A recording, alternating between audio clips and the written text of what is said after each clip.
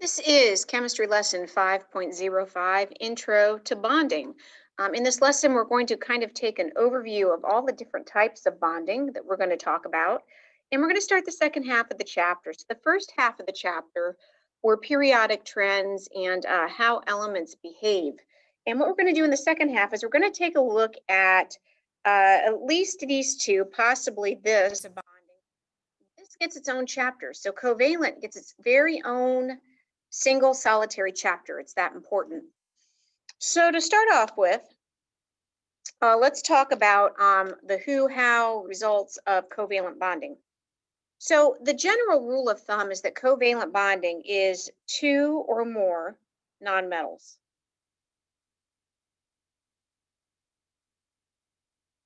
So if I look at carbon dioxide, carbon is a nonmetal and oxygen is a nonmetal. If I look at water, oxygen's a nonmetal, and even though hydrogen's over to the, actually hydrogen can act as both. So when we talk about metals and nonmetals,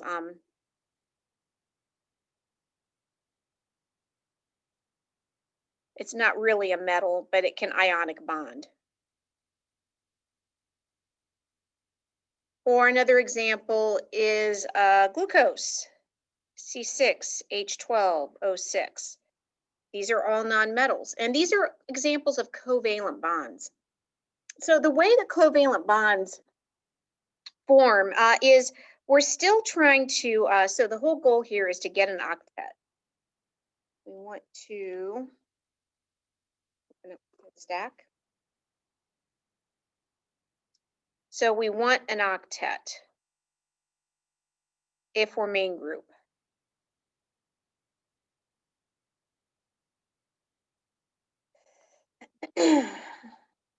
And the way that they do this is they share pairs of electrons. So they'll put a pair of electrons between them, but it counts for both atoms in the compound. And so by sharing pairs of electrons,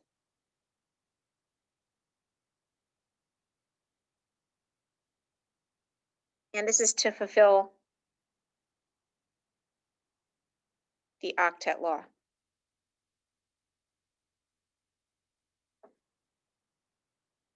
The result is you get a molecule. You can have a molecule of water, you can have a molecule of carbon dioxide, you can have a molecule of glucose. And this is also a compound, molecule in a compound.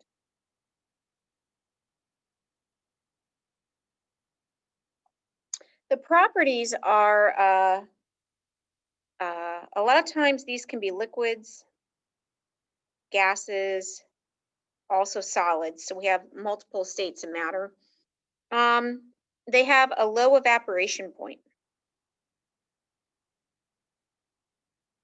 except for there's some low evaporation point. There's some exceptions, like water actually has a pretty high evaporation point, but carbon dioxide, rubbing alcohol is an example of a liquid covalently bonded compound. And think about rubbing alcohol. If you spill that on a lab bench, that is going to evaporate in no time at all. So it just really evaporates quickly. As opposed, before we go on to ionic and metallic, I want to talk about hydrogen just a little bit. And I'm going to draw a line from here to that. Because hydrogen bonding, this occurs between molecules.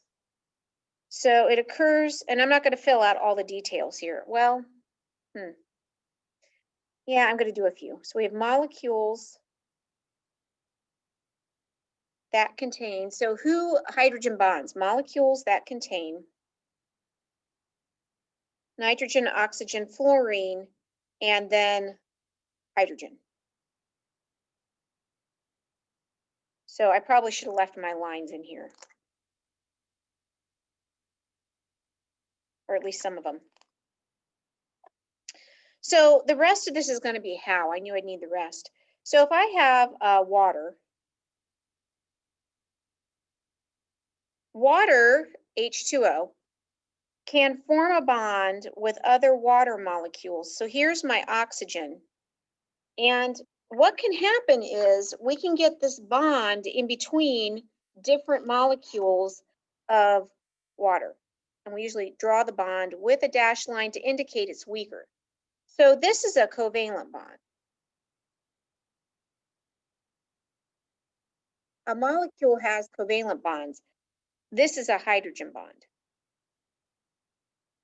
And this has really big implications in everything from the way that proteins fold up, the way that liquids behave, so on and so forth. And it's a little hard to tell, but that's dashed. So because this happens in between different molecules, we use the term intermolecular. Intermolecular. Molecular.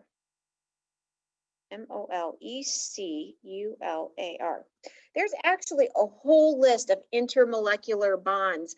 So there's van der Waals forces, there's London dispersion forces, there's dipole-dipole, but a hydrogen bond is the most common and has the most far-reaching implications. So again, we're talking about something that already has a covalent bond. It's formed into a molecule, but this is between two molecules. Okay, so let's move on to ionic. So what you'll see with an ionic is you have one metal plus one or more nonmetals. One metal plus one or more nonmetals.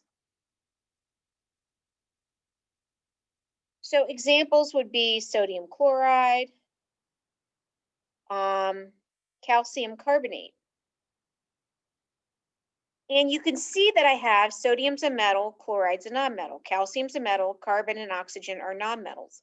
And again, there's exceptions to these rules, but this is kind of our rule of thumb.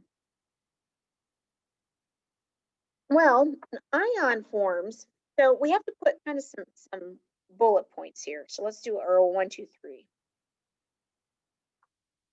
With ionic bonds, we have electrons taken or given up to form ions.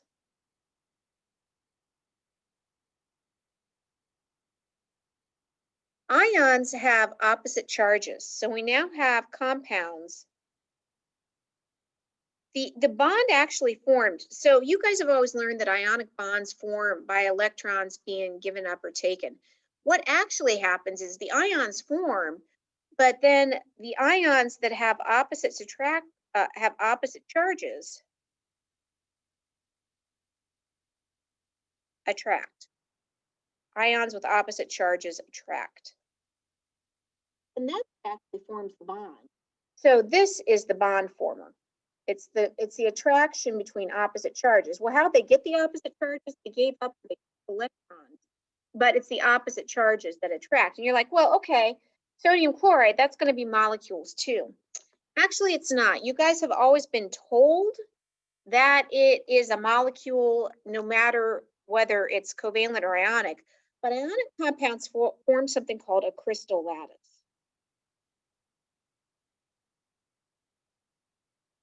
And so if I make a sodium orange and I make, let's go with purple and blue. So if I make sodium blue and I make chloride purple, they're going to stack every other, so this is my chloride, Cl, and then I'm going to have a sodium, and then I'm going to have a chloride, and then I'll have a chloride up here.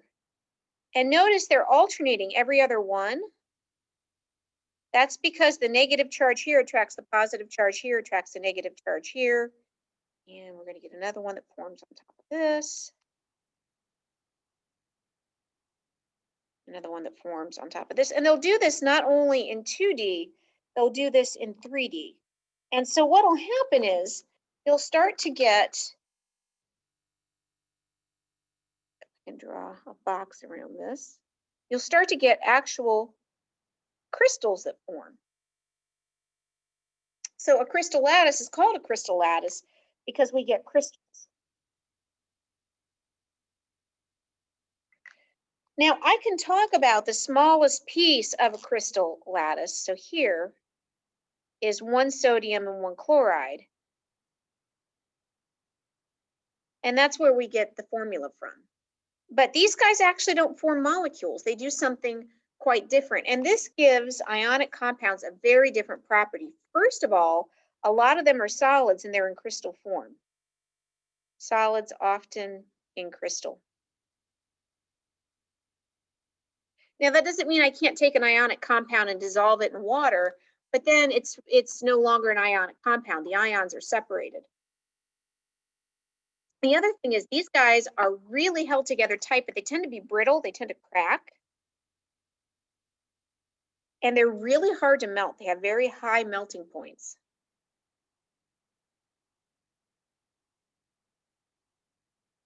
High melting points. All right, so what about metallic? Let's do metallic and blue. So metallic is between, it's a metal to metal connection. Now, it doesn't have to be different metals. So for example, I could put a bunch of zinc atoms together and have metallic bonds. In fact, it's often the same. I can put copper to copper to copper to copper. And so we end up with sheets and wires of the same metal. Now we can have different kinds of metals, but often when we alloy metals, they become a mixture. So how does this happen? Well, remember most of my, and this is going to be usually inner transition. Inner transition metals. What do the inner transition metals have that other metals don't? The answer is d orbitals. So these d orbitals behave very differently. And the electrons in these d orbitals behave very differently. And we'll talk about this on a separate video. But the way that these electrons move through these d orbitals allow us to have these sheets and wires. So I could have a whole sheet of copper atoms, a whole long wire of copper atoms, but they're connected with these metallic bonds. Let's just add up here. So we're talking about a covalent bond, an ionic bond, and a metallic bond. The properties here, metals are great conductors of electricity. So they conduct electricity.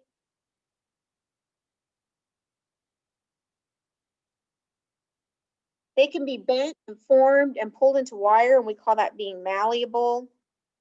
That means bent. And ductile means you can draw it into wire.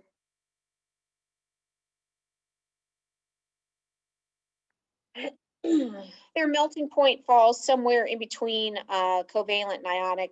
So they have their own unique set of properties. All right, we're going to talk about ionic and then metallic, and then if we have time, hydrogen in turn. And again, all of this is going to save. So this gives you kind of an overview of the types of bondings that are possible. Remember, we're leaving some of those intermolecular off, but that's enough for today. Thanks for watching.